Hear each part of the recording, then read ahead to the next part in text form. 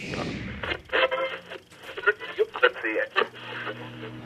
it's Dave Morris with NEWSOK. I'm in Norman with U2 360 World Tour hits Sunday, October 18th, alongside ANGI, BRUSS, and George Lang from the Oklahoman. And guys, not since 1983 has U2 played in Oklahoma.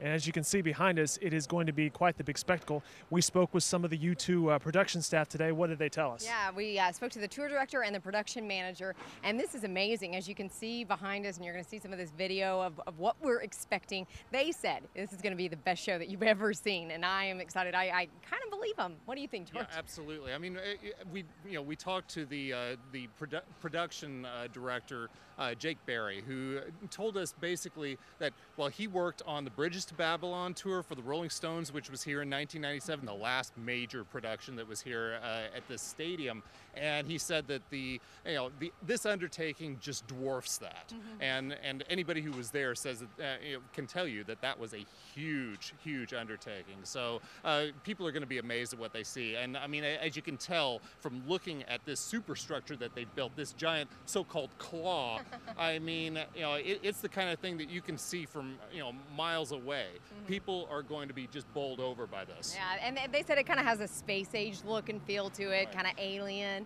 and I definitely see that. They said that if aliens were to come to our planet, this is what they think how they would land.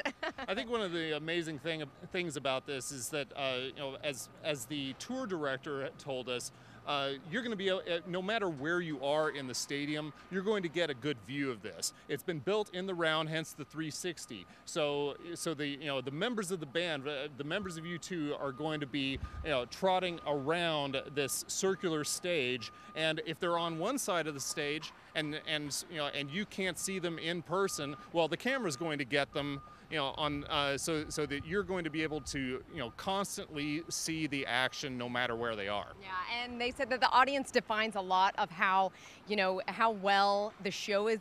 So we just have to get out there. We're all going. We've got to be screaming our heads off. Are we ready for this? We're not going to have voices on Monday. This is true. A few more details that we did learn today. U2 has focused this tour on playing some college towns. That's why Norman. We learned that the band actually will show up on Sunday, do a sound check around 11 in the morning, I believe is what they said. The show doors opens at 5, Black Eyed Peas at 7. These guys hit the stage at 8:30 or so.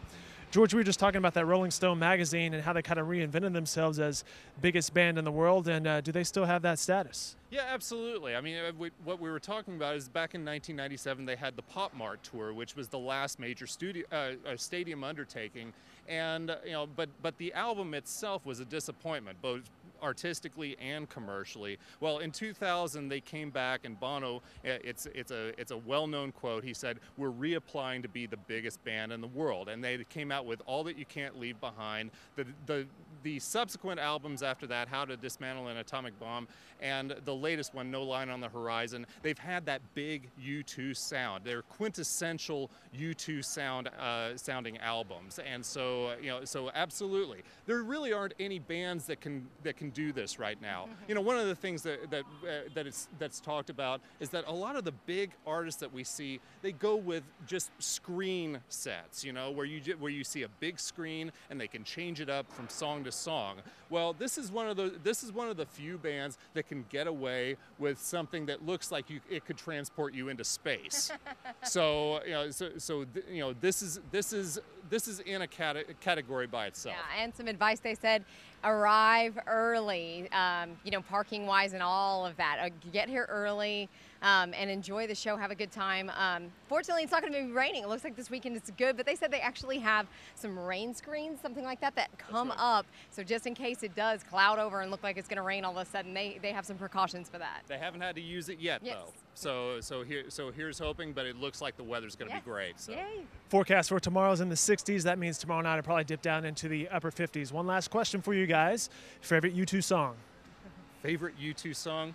The title track to The Unforgettable Fire. Absolutely. From 1984, it was the one that sort of minted them as one of my favorite bands. Just a big, beautiful, symphonic rock song, and it's really one of Bono's greatest vocal performances, so that's one for me. I definitely say Joshua Tree album is my favorite album, in With or Without You, because I'm a girl and I love that song. What about you? Stay off of Zooropa. But one of the all-time best songs performed live, Where the Streets Have No Name. And Oh, nice. that'll be one of the closing songs before they hit the encore. Sunday night, October 18th at Gaylord Family Memorial Stadium. It's the U2 360 World Tour. George will have continuing coverage on NEWSOK throughout the show that night and, of course, in the Oklahoma. Tonight.